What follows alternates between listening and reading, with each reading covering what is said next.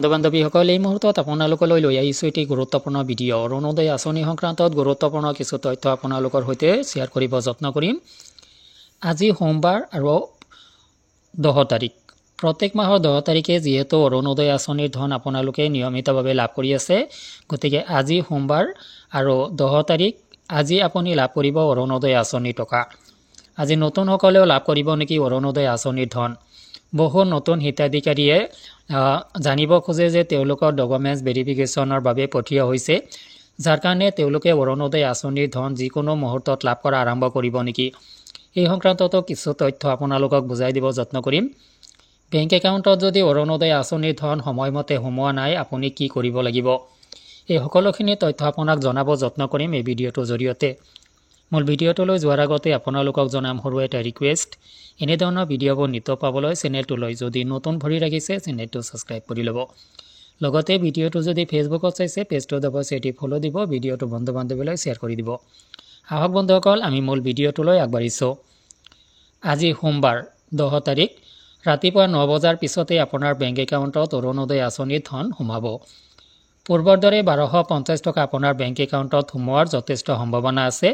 অৰুণোদয় আঁচনিৰ যদিও 150 টকা বৃদ্ধিত অনুমোদন দিয়া হৈছে, সেয়া কিন্তু চলিত মাহৰ পৰা কাৰ্যকৰী হ'ব বুলি কোনো ধৰণৰ কথা নাই, যাৰ কাৰণে 1400 টকা অৰুণোদয় আঁচনিৰ নামত লাভ কৰিব বুলি আচলতে আপুনি ধাৰণা কৰাটো ঠিক নহ'ব।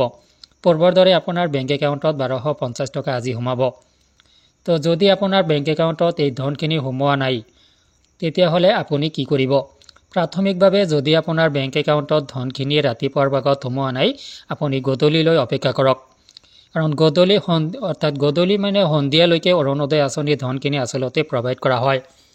গতিকে আপুনি এটা দিন ৱেইট কৰক। যদি গোটেই দিনটো গুচি যোৱাৰ পিছতো আপোনাৰ অৰুণোদয় আঁচনিৰ ধনখিনি সোমোৱা নাই, আপুনি ছেকেণ্ড দিনটো ৱেইট কৰিব পাৰিব। তো তাৰপিছত আৰু আপুনি যদি ধনখিনি পোৱা নাই, তেতিয়াহ'লে আপুনি ঊৰ্ধ্বতম কৰ্তৃপক্ষৰ সৈতে আলোচনা কৰি লোৱাটো ভাল হ'ব। কিয়নো এইখিনি তথ্য এইখিনি কথা সেইসকল হিতাধিকাৰীৰ বাবে প্ৰযোজ্য হ'ব যিসকলে চলিত মাহৰ কিস্তিটো লাভ কৰিছিলে। তো যিসকল হিতাধিকাৰীয়ে চলিত মাহৰ বা তাৰ আগৰ মাহৰ 3-4 কিস্তিৰ পৰা বঞ্চিত হৈ আছে, সেইসকল হিতাধিকাৰীয়ে কেতিয়াবাই ডিপাৰ্টমেণ্টত যোগাযোগ কৰিব লাগিছিল। যদি কৰা নাই, তেওঁলোকৰ নামটো অৰুণোদয় আঁচনিৰ পৰা কৰ্তন হ'ব পাৰে। আৰু ইতিমধ্যে অৰুণোদয় আঁচনি যিহেতু ভেৰিফিকেশ্যন হৈ আছে, ভেৰিফিকেশ্যনত অসংখ্য হিতাধিকাৰীৰ নামো কৰ্তন হৈ যাব পাৰে। যদি আপোনাৰ বেংক একাউণ্টত ধনখিনি সোমোৱা নাই, তেতিয়াহ'লে আপুনি প্ৰাথমিকভাৱে আপোনাৰ যি ঊৰ্ধ্বতম কৰ্তৃপক্ষ হয়, কৰ্তৃপক্ষৰ সৈতে আলোচনা কৰিব পাৰে। আলোচনাৰ কালত আপুনি গম পাব যে কিয় আপোনাৰ বেংক একাউণ্টত ধনখিনি সোমোৱা নাই। যদি দীৰ্ঘদিনৰ বাবে আপুনি ইয়াৰ পৰা বঞ্চিত হৈ আছে, তেতিয়াহ'লে আপুনি অৰুণোদয় আঁচনিৰ পৰা কাট খোৱাৰ যথেষ্ট সম্ভাৱনা আছে। গতিকে আপোনাৰ একাউণ্টত অৰুণোদয় আঁচনিৰ ধন চলিত মাহত নোসোমাব পাৰে। তো এইখিনিতে আহক যে বহু নতুন হিতাধিকাৰীয়ে অৰুণোদয় আঁচনিৰ ধন লাভ কৰিব নেকি। তেওঁলোকৰ বহুতে ভাবে যে যিকোনো মুহূৰ্তত তেওঁলোকে অৰুণোদয় আঁচনিৰ ধন পোৱা আৰম্ভ কৰিব। কিন্তু বন্ধুসকল, আচলতে কথাটো এনেকুৱা নহয়। নতুন হিতাধিকাৰীসকলৰ যদিও কাগজ পাতি আপোনালোকে অফিচিয়েলভাৱে অফিচত দাখিল কৰিছে, কিন্তু এইটো নুবুজায় যে আপুনি অৰুণোদয় আঁচনিত ইনক্লুড হৈ গৈছে। অৰুণোদয় আঁচনিত ইনক্লুড হ'বলৈ যিখিনি প্ৰক্ৰিয়া, সকলোখিনি প্ৰক্ৰিয়া সমাপন হোৱা নাই। আৰু এই অৰুণোদয় আঁচনিৰ ভেৰিফিকেশ্যনৰ জৰিয়তে আচলতে যি প্ৰাথমিক প্ৰক্ৰিয়া, সেই প্ৰাথমিক প্ৰক্ৰিয়াখিনিহে সমাপন হৈ আছে।